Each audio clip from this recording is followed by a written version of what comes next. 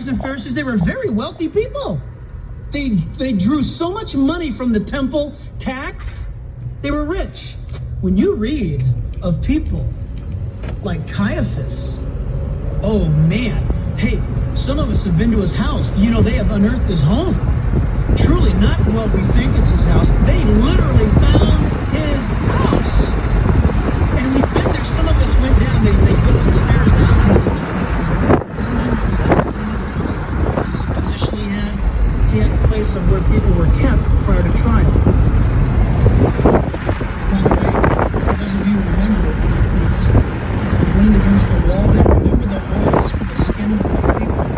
They leaned against the wall in the shape of the cross. You could see 2,000-year-old body oil stains against the sandstone pit that's underneath his home, where people would stand in the form of a cross to identify with Jesus, because it was believed that prior to that kangaroo court that was held with Jesus and Caiaphas, that's where they held him. And early church believers went and assumed that position because their Jesus, prior to his crucifixion, had gone into that pit. Interesting, huh? That's pastor and Bible teacher Jack Hibbs here on Real Life Radio with his message called Worship at War Part 2. Glad you could join us today. You know, this message is part of Pastor Jack's series called 1 Samuel.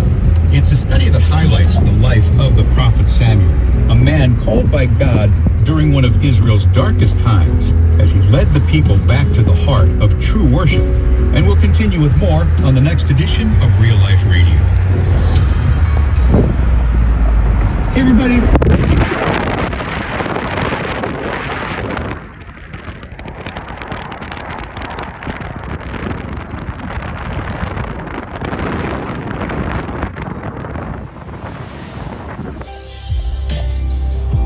So I heard somebody say this week, and I thought it was interesting.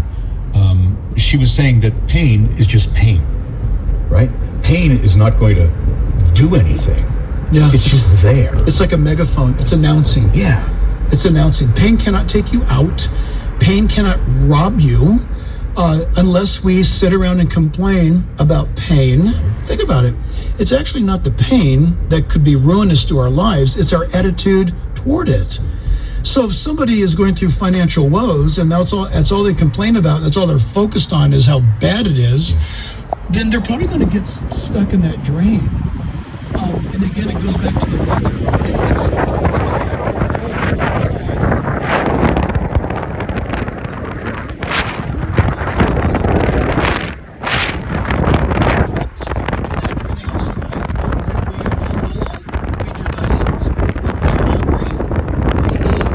When we're cold, we go and get warm. And when we're warm, we go and get cold. And so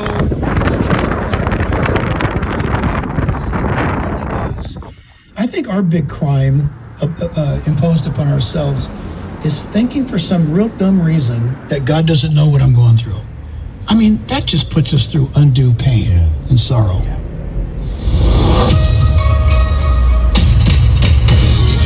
This program is made possible by the generous contributions of you, our listeners.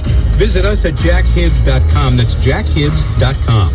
Until next time, Pastor Jack Hibbs and all of us here at Real Life Radio wish for you solid and steady growth in Christ and in His Word. We'll see you next time here on Real Life Radio.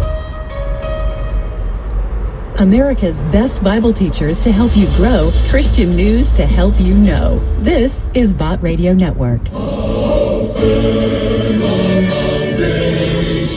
This week on Through the Bible, we're revisiting a familiar place, but with a new guide and a very different ending, as Dr. J. Vernon McGee takes us through the book of Nahum. Remember Jonah and the city of Nineveh? Well, fast forward 100 years, and Nahum is sent with a similar message.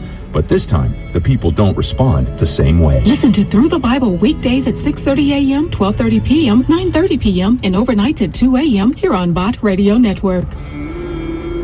Here's some exciting news. Hi, I'm Paul Hoekstra of Talking Bibles. For the first time, the Old Testament has been recorded in Bhojpuri language. This means that 50 million people can access the complete Bible in their own heart language. This incredible blessing will introduce the gospel to millions in India. Help us celebrate this miracle by raising money to produce 7